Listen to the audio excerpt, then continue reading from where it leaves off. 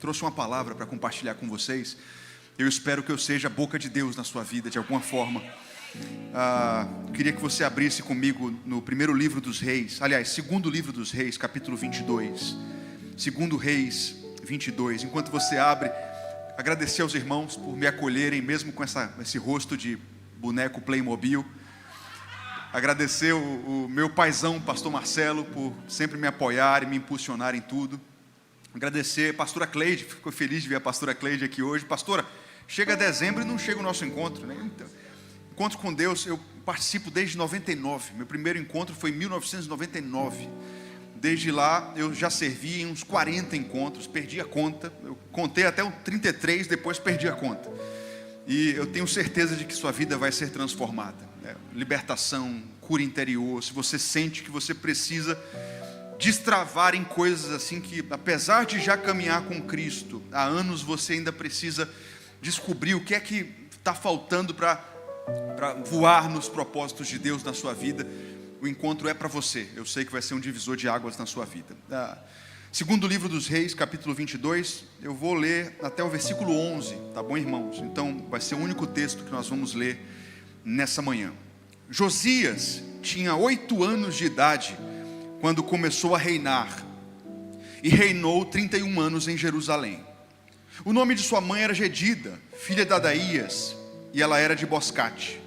Ele fez o que o Senhor aprova e andou nos caminhos de Davi, o seu predecessor, sem se desviar nem para a direita nem para a esquerda. No 18º ano do seu reinado, o rei Josias enviou o secretário Safã, filho de Azalias e neto de Mesulão, ao templo do Senhor, dizendo: vá ao sumo sacerdote Ilquias, mande-o ajuntar a prata que foi trazida ao templo do Senhor, que os guardas das portas recolheram do povo. Eles deverão entregar a prata aos homens nomeados para supervisionar a reforma do templo, para poderem pagar os trabalhadores que fazem os reparos no templo do Senhor, os carpinteiros, os construtores, os pedreiros.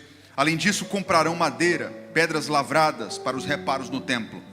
Mas eles não precisarão prestar contas da prata que lhe foi confiada, porque eles estão agindo com honestidade.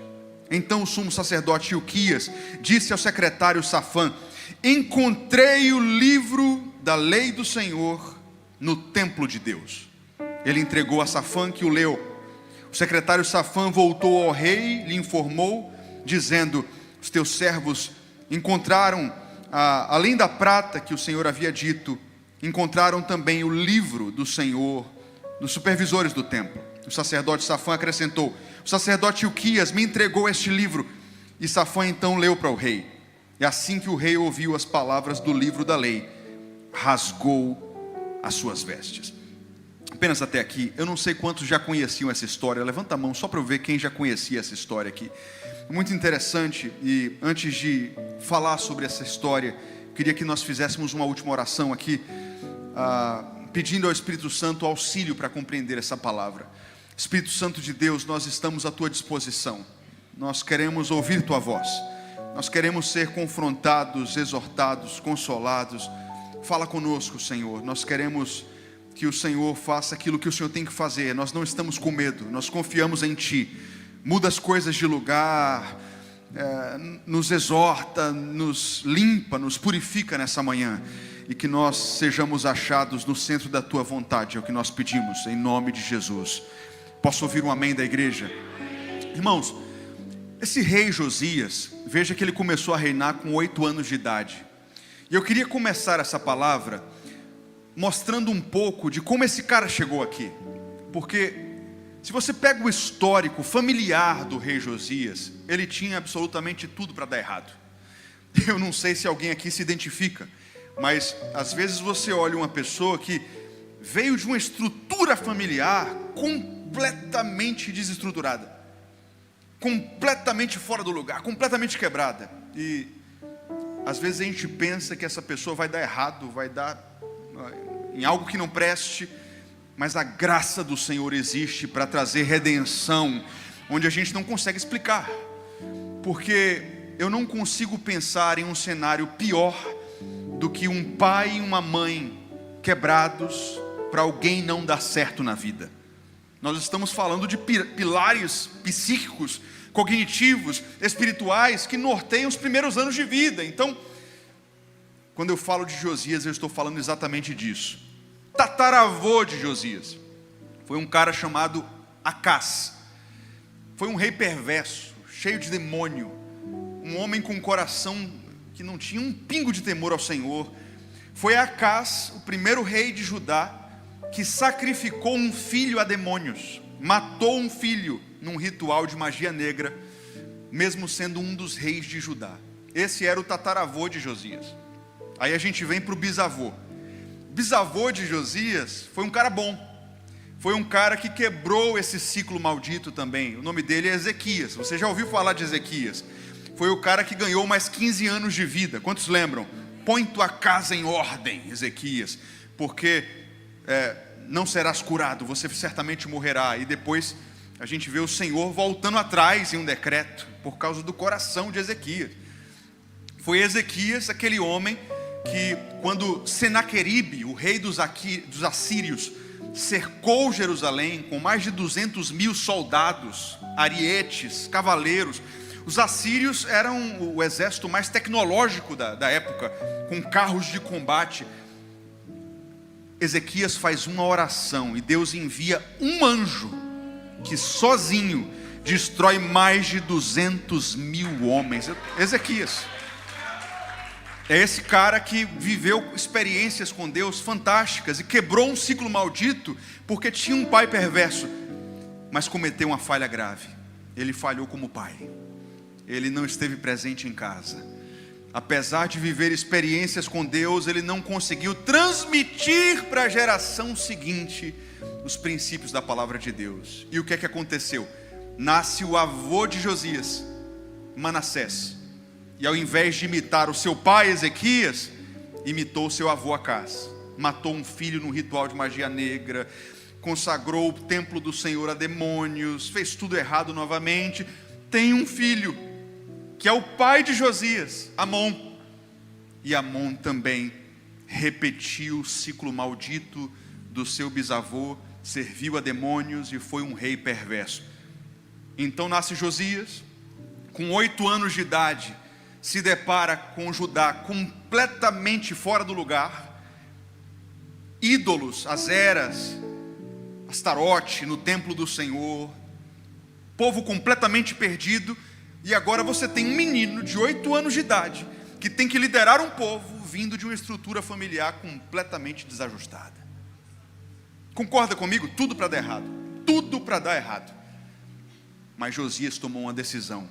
Eu sou uma criança, eu não tive referência, mas eu entendo que existe uma unção sobre a minha vida, uma unção para ser rei sobre o povo de Deus. Então eu vou quebrar o ciclo maldito mais uma vez. Irmãos, isso é muito poderoso, sabe por quê? Uma das maiores ferramentas de Satanás chama-se ciclo familiar. Porque veja, em Mateus 28 nós somos informados de que o nosso Senhor Jesus recebeu toda a autoridade no céu e na terra. Quantos creem nisso aqui?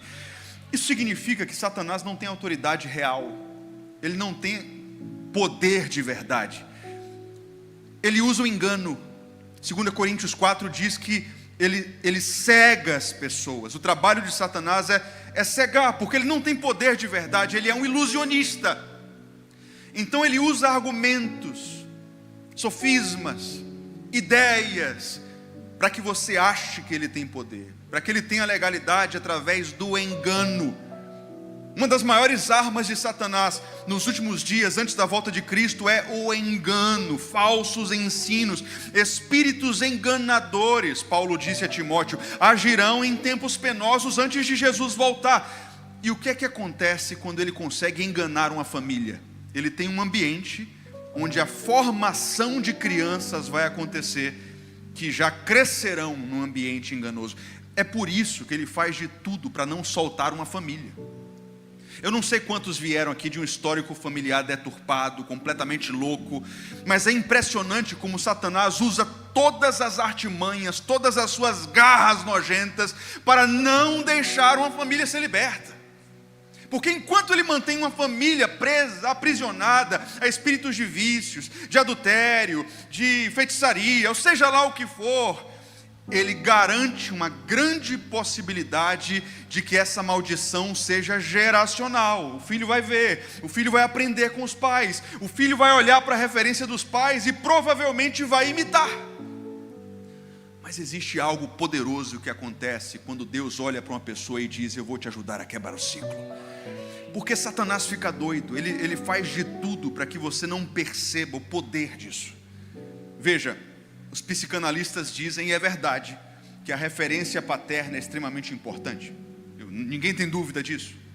Se você teve um pai que era extremamente grosseiro com sua mãe, existe uma tendência muito forte de que isso marque profundamente sua psique e de que você repita inconscientemente, mesmo detestando as atitudes do seu pai. Ora, quantos de nós aqui presenciamos nosso pai tratando nossa mãe de uma forma errada, nossa mãe tratando nosso pai de uma forma errada? Você disse: eu nunca vou fazer isso no meu casamento.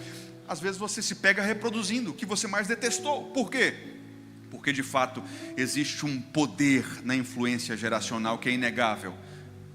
Mas eu vim aqui nessa manhã para te dizer que mesmo que você tenha vindo de uma realidade familiar completamente quebrada, isso não é definitivo na sua vida. A única coisa definitiva na sua vida é a unção de Cristo que está sobre você. A única coisa definitiva sobre a sua vida é a palavra de Deus que não muda. E mesmo que você tenha visto seu tataravô, seu bisavô, seu avô, seu pai vivendo em correntes e grilhões, a partir de você a história muda e os seus filhos terão uma realidade completamente diferente. Irmão, se a gente não acredita nisso, onde é que está o evangelho? Josias disse: eu sou uma criança, eu tenho 8 anos, é pressão para todo lado, um povo para liderar, falta de referência. Eu não vi um rei orando, um rei buscando a presença do Senhor. Eu não vi um pai sendo pai. Eu não tive a chance de ser um adolescente sendo cuidado por um pai, confrontado por um pai. Imagine a crise psicológica, emocional de um guri desses. Mas ele disse: eu vou quebrar o ciclo, eu vou fazer diferente. E aí ele começa um movimento de reforma. É muito interessante isso, né? Porque reformar é muito difícil, é muito pior do que construir certo. Eu não sei quantos já fizeram uma reforma em casa. Irmão, não entre nessa não. Você planeja gastar 10, gasta 25. Você planeja gastar um mês, gasta 4. Construir certo é sempre muito melhor do que refazer depois quando está tudo errado. Construir certo no seu casamento é muito melhor e menos doloroso do que lá na frente tentar consertar os erros que você já fez. Mas não tem jeito, é a realidade da vida. Quando você entra num cenário onde Satanás aprontou, destruiu, nós precisamos iniciar um movimento de reforma. Foi o que Josias fez. Eu preciso reformar. O templo está destruído, o povo não sabe mais onde é que está a palavra de Deus. Talvez há 3, 4 décadas o povo não tinha o ministério do sacerdotal acontecendo, a presença de Deus fluindo, a palavra do Senhor sendo ensinada. O templo completamente destruído, mas eu preciso começar um processo de reforma. E ele começa a restauração do templo. Veja, ele não tem a Torá. A Torá se perdeu. Ele não tem o livro da lei. Ele não tem sacerdotes que sabem ministrar na presença do Senhor. O que é que você faz? Ele começou a tentar. Vamos ver como é que fica melhor aqui. Restaura essa madeira, restaura essa porta, restaura esse ministério. Vamos tentar. Mas algo interessante acontece no texto. Eu queria que você prestasse muita atenção aqui, porque isso é extremamente simbólico. No meio da reforma do templo, depois de 8 anos de trabalho árduo, acontece algo extremamente importante. O sumo sacerdote Hilquias entra no templo para continuar a reforma. Escombros, entulho, bagunça. E não mexe para lá, mexe para cá. Ele encontra uma coisa. No templo de Deus, que há anos estava destruído. Sabe o que é que Hilquias encontrou? A Bíblia. Óbvio que não é a Bíblia como nós a conhecemos hoje. Nós temos o cânon completo, Novo Testamento, Antigo Testamento, profetas maiores, profetas menores. O que eles estão chamando de palavra de Deus aqui, na época, era simplesmente a Torá. Era os que hoje nós temos como os 5 primeiros livros da Bíblia. Mas era a Bíblia que eles tinham na época. E olha só que maluquice isso aqui. Eles encontraram a Bíblia na casa de Deus. Isso aqui é muito maluco, porque isso significa que a palavra de Deus estava há algumas décadas perdida dentro do templo. Aplicando para a nossa realidade aqui, você sabe que existe um grande risco, um perigo de nós perdermos a palavra de Deus dentro da igreja? Você sabe que existe um grande risco de nós estarmos tão distraídos com coisas acessórias, com o engano de Satanás, e de repente nós percebermos que nós perdemos o livro dentro da casa de Deus, dentro da igreja. Meu Deus, isso é assustador. Eles tinham um templo, eles tinham sacerdotes que achavam que estavam fazendo certo, mas eles perderam a Bíblia dentro da casa do Senhor.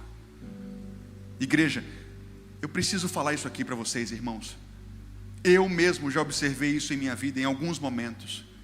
É muito fácil nós nos perdermos com coisas secundárias. No começo da vida com Deus, eu não sei quantos se lembram, eu tenho 27 anos de batizado. Aquela paixão, a gente jejua com fervor, a gente, se precisar, a gente estaciona a 5 quilômetros da igreja e vai andando no sol. Mas às vezes, irmãos, posso ser sincero, a gente vai ficando meio abestalhado, meio crente bobo. Não tem vaga perto do portão, não vou para o culto hoje, vou voltar para casa.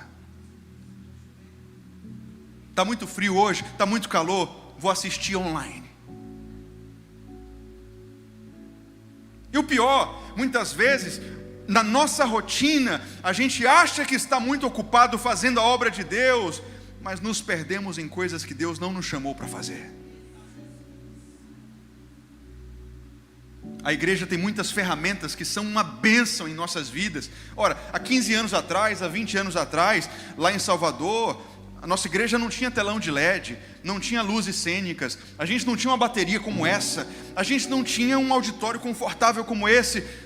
Hoje nós temos, mas nós não podemos nos esquecer que a igreja não é telão de LED, a igreja não é bateria, a igreja não é luz cênica. Essas coisas são ferramentas secundárias, acessórias, mas nós somos o povo do Coliseu, nós somos o povo perseguido, nós somos o povo que, se não tiver auditório, se não tiver telão, se não tiver tecnologia, nós continuamos sendo filhos de Deus, e nós sabemos de quem somos e o que fomos chamados para fazer. A palavra de Deus não pode ser perdida dentro da igreja. Ela precisa ser o foco, ela precisa ser a ênfase. O povo de Deus se move pela palavra de Deus. Nós não nos movemos por necessidade, por milagre. Eu não vou para o culto porque eu estou precisando de alguma coisa que Deus pode me dar. Eu vou para o culto porque eu tenho sede do conhecimento dEle, da palavra dEle, porque eu amo a Ele. E se Ele frustrar os meus sonhos, se Ele disser não, eu continuo fazendo aquilo que Ele me chamou para fazer, porque eu não me movo pelo que eu acho, pelas opiniões. Eu me movo pela palavra que não muda. Davi disse no Salmo 119: lâmpada para os meus pés é a tua palavra, luz para o meu caminhar. Se nós perdermos o foco da palavra, nós vamos nos perder literalmente. Eu me lembro quando eu era oficial das Forças Armadas, a gente ia formar os recrutas lá no 19BC em Salvador. E 19BC tem uma área de Mata Atlântica gigantesca. E a gente passava noites a fio, formando os recrutas, ensinando a atirar, ensinando a se localizar no meio do mato, ensinando a rastejar, ensinando a progredir com armamento. E era tão interessante, irmãos, que a gente, quando você está no meio da floresta à noite, você não enxerga um palmo diante de você. E a gente colocava lamparinas no meio do caminho e a gente dizia para os recrutas: olha, tudo que você tem que fazer é seguir as lâmpadas, porque se você não seguir as lâmpadas, você vai se perder na floresta às 3 da manhã, e isso não é muito legal. E vez ou outra, tinha um recruta que se perdia. Eu me lembro de uma vez que um recruta se perdeu, a gente encontrou ele, ele havia sido picado por uma jararaca, pico de jaca, às 3 da manhã. E por causa do tempo para achá-lo, o socorro também demorou, e ele quase parte dessa para melhor. Porque ele não obedeceu, ele não seguiu as lâmpadas. A palavra de Deus precisa ser constante em nossas vidas, ela precisa ser um guia da nossa mente, ela precisa nos transformar diariamente. Você nunca vai ser um crentão maduro o suficiente para dizer: eu não preciso mais estudar. É impressionante. Eu caminho com Jesus há 27 anos, eu leio textos e eu digo assim: cara, como eu nunca percebi isso. Tem sempre algo novo, é uma fonte inesgotável. A palavra de Deus não muda, ela não se esgota, ela não acaba. Você vai vir 10 anos no culto Hope e a gente vai pregar as mesmas passagens, e para cada dia Deus tem um maná diferente. Ele aplica a palavra na sua vida de uma forma específica, peculiar, porque o Deus da palavra é eterno, Ele não passa jamais. A palavra nos permite continuar sonhando, porque quando você vive pela palavra, você aprende que as circunstâncias são menos importantes do que aquilo que você crê. Isso aqui é muito importante, eu queria que você prestasse atenção nisso, porque eu vou repetir. Como seres humanos, a nossa maior ferramenta de percepção são os 5 sentidos. Óbvio.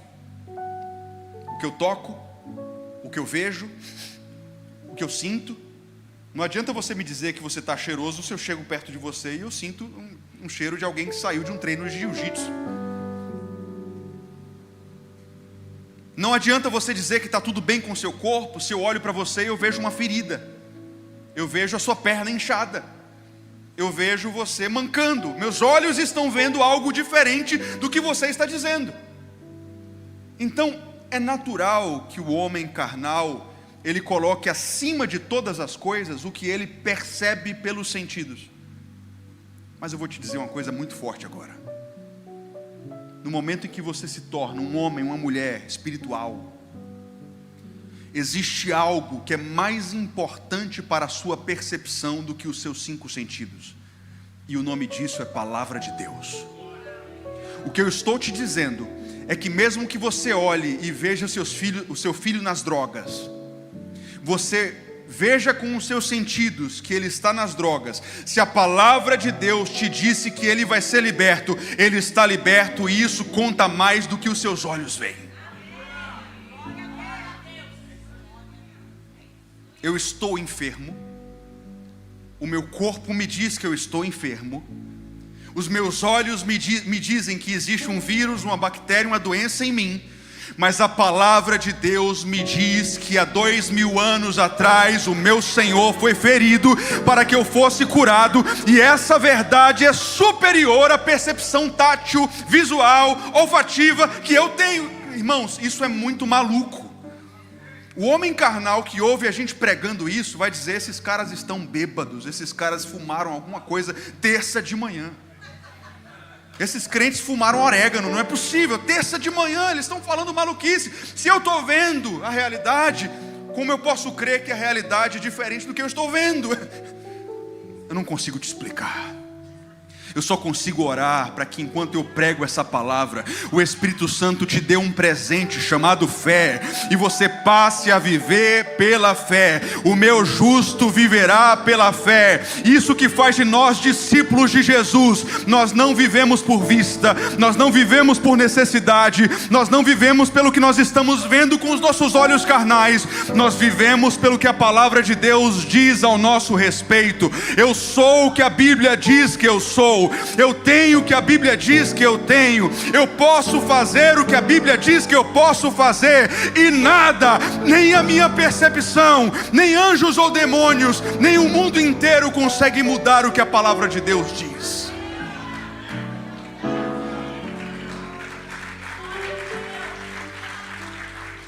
Seus olhos talvez vejam doença. A palavra de Deus mostra a cura para você. Seus olhos talvez vejam divórcio. A palavra de Deus tem restauração para você. Seus olhos talvez vejam inferno, perdição. Meu filho não tem como se salvar. Mas a palavra de Deus diz que ao Senhor pertence a salvação. A palavra de Deus diz que você e a sua casa servirão ao Senhor. A palavra de Deus diz: crê no Senhor Jesus e serão salvos tu e a tua casa. Então eu escolho a palavra. Eu namorei com minha esposa 7 anos antes de conseguir casar. Namorei não. A gente se conheceu com 14 anos. Eu pedi ela em namoro, meu sogro disse: vocês não vão namorar, vocês vão ser observados. E a gente se observou durante muito tempo. Entrei no exército, consegui dinheiro. Minha sogra dizia que só ia deixar eu casar quando me formasse. Eu consegui quebrar a Matrix. Eu juntei uma grana, comprei um apartamento, dei uma entrada. Ela disse: agora não tenho o que dizer, você conseguiu furar a bolha aí, eu deixo você casar com minha filha. 7 anos nós sonhávamos todos os dias com os nossos filhinhos. Namoro de crente, casamos virgens. A gente pensava em ser pai, ser mãe, construir uma família forte. Meus colegas de escola, a gente estudava na mesma escola durante 2 anos. Os meninos viam que a gente não se beijava, não ficava se pegando. O que é que vocês estão fazendo? Aproveitem sua juventude. E a gente dizia: nós estamos construindo uma família forte. Hoje a maioria deles, família quebrada, divorciados. Nós temos um lar forte para a glória de Deus. E ao longo do nosso namoro, do nosso noivado, nós sonhamos tantas vezes com a paternidade, com a maternidade. O Senhor foi plantando em nossos corações o desejo de ter uma família grande. Isso era muito precioso para nós. Nós tínhamos a convicção de que Deus tinha nos chamado para construir uma família com muitos filhos. Jéssica ficou doente, casamos, ela foi diagnosticada com endometriose profunda, começou a fazer exames. A gente não usava contraceptivo no início do casamento, mais de 1 ano e meio, nada de engravidar. Me lembro de um dia que eu estava trabalhando no 19BC. Jéssica foi para uma consulta com a maior especialista da cidade. Aquela mulher sentou na frente dela e disse: Jéssica, eu preciso ser sincera com você. Olhando para os seus exames, para o nível de inflamação que a endometriose causou nos seus órgãos, a experiência que eu tenho, eu preciso te dizer: é impossível você engravidar. Eu me lembro, irmãos, que Jéssica me ligou, eu estava no quartel, ela foi com a mãe. Eu nunca vi Jéssica tão angustiada, tão triste, porque foi como um balde de água fria, destruindo um sonho de anos. Era o sonho da nossa vida. Na hora que ela disse: amor, eu acabei de ouvir da maior especialista da cidade que é impossível nós termos filhos. Irmãos, na hora que ela falou isso, ela sabe disso, está assistindo e é testemunha do que eu vou falar aqui. Na hora que minha esposa falou isso pela ligação, eu disse: eu não acredito na palavra dessa mulher, eu acredito nas promessas do Senhor para nós. E eu procurei sabedoria naquele momento. Eu disse: amor, a médica está fazendo o papel dela, não fique chateada, mas eu preciso te dizer que ela não tem a palavra final na nossa vida. Nós vamos ter filhos. O Senhor falou conosco que nós iríamos ter filhos, e nós vamos ter filhos, porque a palavra dele é mais importante do que os médicos. A palavra dele é mais importante do que a nossa percepção. A palavra dele é mais importante do que as suas dores. Irmãos, agora imagine isso na cabeça de um ser humano. 3 da manhã, 2 da manhã, 4 da manhã, ela acordava com dores. A gente ia para a emergência do Hospital Português. Como é que diante de tanta realidade de dor, de sofrimento, você diz o contrário? É porque a palavra de Deus é lâmpada para os nossos pés. Nos dias de trevas, nos dias de sofrimentos, nos piores dias da sua vida, você precisa ler a palavra, recitar a palavra, confessar a palavra, internalizar a palavra, até que você e a palavra se tornem uma coisa só. Resumindo a história, nós tivemos Samuel, tivemos Gabriel, tivemos Joel, e alguém me segure porque eu estou para jogo, eu vou fazer filho esse ano. Ela disse: amor, eu queria emagrecer mais uns 3, 4 quilos. Eu disse: olha, emagreça logo porque eu vou te engravidar. E, irmãos, Deus é bom. Deus é bom. A palavra dele se cumpre. E veja, eu não estou te dizendo que ele precisa fazer tudo o que você quer. Isso é muito importante. Nós servimos ao Deus dos mártires. Nós servimos ao Deus que escolheu livrar Sadraque, Mesaque e Abednego da fornalha, mas deixou Estevão ser apedrejado. Nós servimos ao Deus que deixou e permitiu que Daniel fosse liberto da cova dos leões, mas permitiu que o apóstolo Paulo fosse decapitado sem dinheiro e sem uma capa para o frio. Você não escolhe como vai glorificá-lo. Você escolhe glorificá-lo e ele cumpre os seus propósitos em sua vida. Mas eu vim aqui nessa manhã para te dizer com todas as letras: não perca o livro da lei. Não perca a palavra de Deus. Não permita que a palavra de Deus se perca no meio da sua rotina cristã. Não faz sentido. Se você tiver a palavra de Deus como foco, como esteio, como guia, tudo vai ficar bem. E cada sonho do Senhor na sua vida vai se cumprir. Rafa, você pode estar falando isso, mas você não sabe de qual família eu vim. Você não sabe o que meu pai fez. Conheci um irmão lá em Salvador. Salvador tem muita gente envolvida com feitiçaria, com espiritualismo. Eu conheci um irmão uma vez que disse isso para mim: Rafa, você faz ideia dos pactos que eu fiz? Existem entidades malignas que, se eu descumpro as minhas obrigações, elas vão me matar. Matar os meus filhos. Eu fiz um pacto, eu consagrei os meus 3 filhos ao demônio. O que é que eu faço? Ele vai voltar para cobrar, ele vai me matar, o que é que eu faço? E eu disse para esse irmão: no momento em que você faz uma aliança com Jesus Cristo, todo vínculo, todo pacto, toda aliança demoníaca, todas elas são neutralizadas, perdem o valor, porque a palavra diz que você está em Cristo e o maligno não lhe toca. Você tem dono.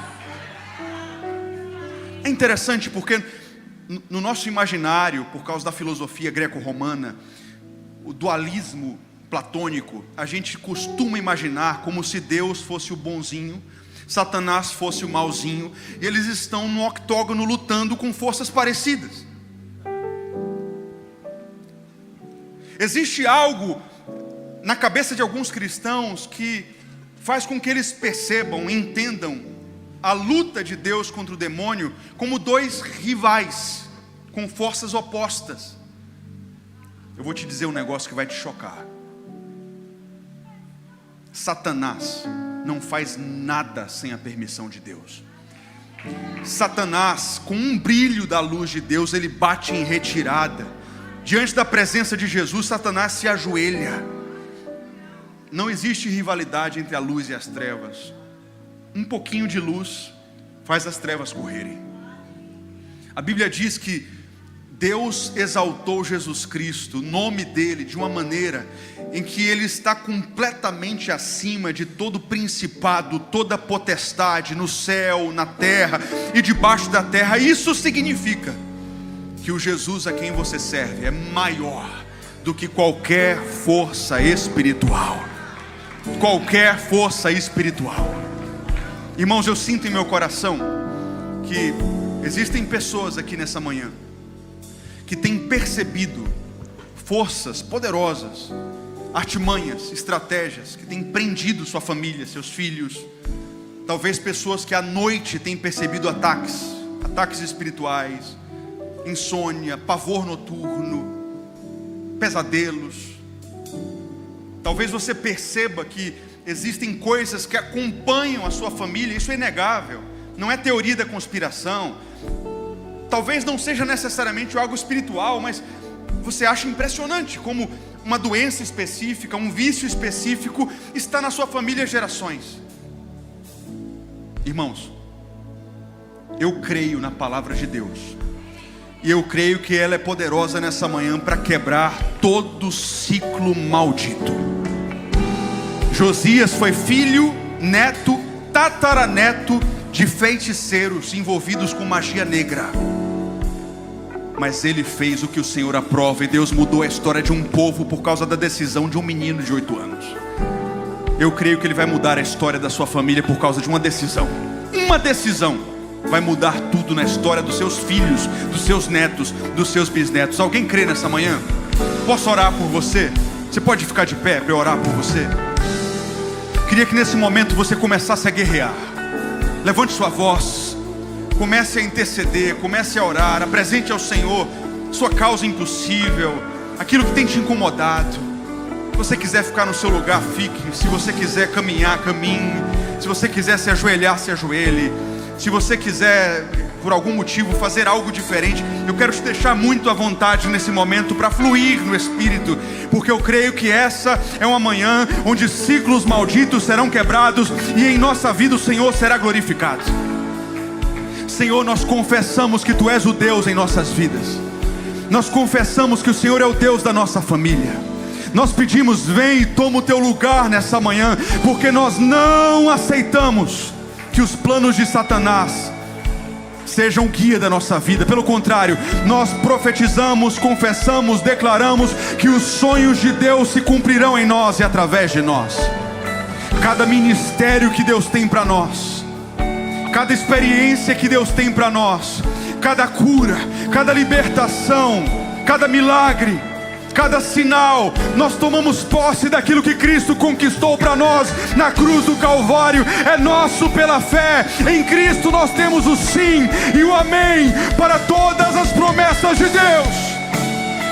E é por Ele e por meio dEle que nessa manhã nós pedimos, toma o Teu lugar em nossa casa, toma o Teu lugar em nossa família. Vem e faz a Tua boa obra que só o Senhor pode fazer.